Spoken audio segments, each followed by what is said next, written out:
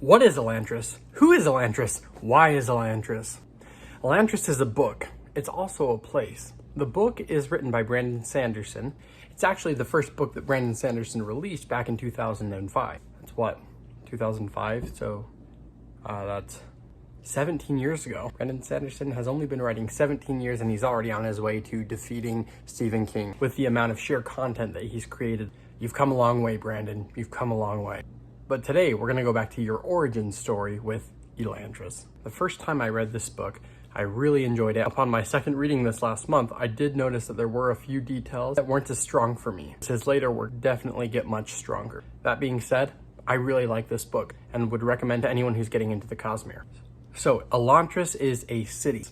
Now, 10 years before the book takes place, Elantris is the city of the gods. In the surrounding area of Elantris, people are taken by the Hoeid. It doesn't affect everybody, only certain individuals who wake up one day and suddenly they are now a god. They have silvery skin and they have the ability to draw aeons in the air. They can use these aeons to write instructions for the magic to then fulfill. So for example, if you were to say light, the aeon would shine brightly like light. If you were to say travel, the aeon would then travel the object that you target or yourself to a certain location. The people who were taken by the Hoeid are called Elantrians. But something happened 10 years ago and all the Elantrians lost their power. The Elantrians' hair fall out, their skin turns dark, white, and black and spotchy. Now, if that's not bad enough, they can't die. Their bodies are in a state where they're unable to heal. If they get a cut, a bruise, a stubbed toe, they feel the intensity of that pain forever.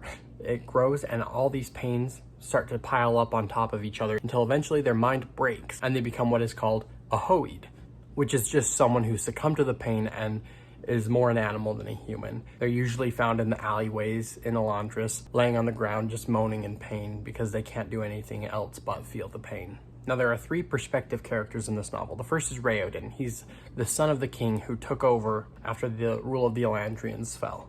Now, the Elantrians had ruled the area. However, when they fell, the merchants took over and appointed themselves a king.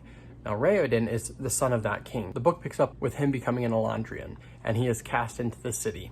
While in there, he needs to not only learn how to survive, but to thrive. The second perspective character is Serene. Serene is a princess who was engaged to Hoeid. They had never met. She is sailing across the sea to be married. By the time she arrives, Hoeid has disappeared because he was thrown into Elantris, but nobody is supposed to know what happened to him. They claim that Hoeid is dead. However, in the wedding contract, there was a clause that said if either participant were to die, the marriage is final. Therefore, Serene is now married to a dead man. Now that she's married, she's not allowed to leave the city, so she decides to dive into the politics of her new home. The third perspective character is Hoeid. Hoeid is a high priest for the Durethai.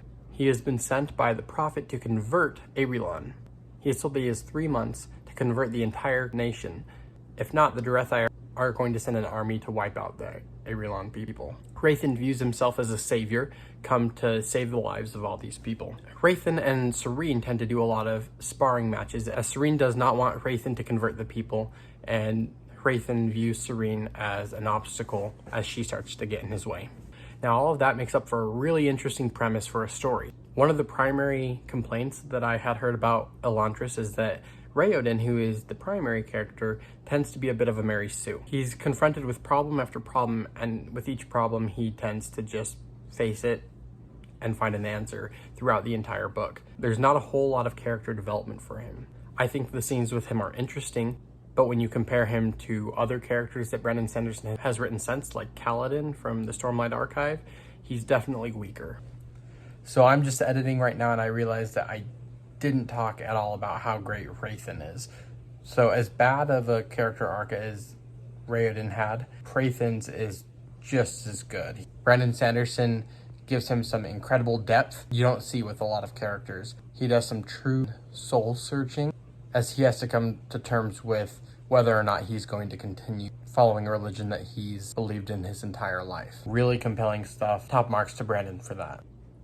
One of my favorite takeaways from the book was probably the fact that when you're in hard times, the way to get through them is to focus on work and being productive and doing something that you enjoy and love. The people in Elantris are in a pretty hopeless position, and most of them have given up on life. Hoeid is able to step in and give them purpose and meaning. They find purpose and meaning in helping one another and by creating a better life for themselves. As they do that, they're able to ignore the pain that they feel. When we're going through hard times, focusing on what we can do and what we can accomplish is a way to help alleviate some of that pain. This is a great book, especially when we consider that this is Brandon Sanderson's first published work.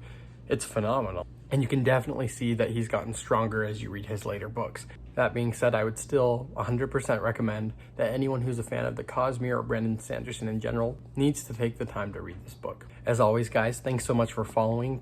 Feel free to follow me on my Instagram page. I just created that about a week or two ago. If you follow me there, I post memes, quotes, and news about everything Cosmere related. I hope to see you guys again. Thank you so much. Bye-bye.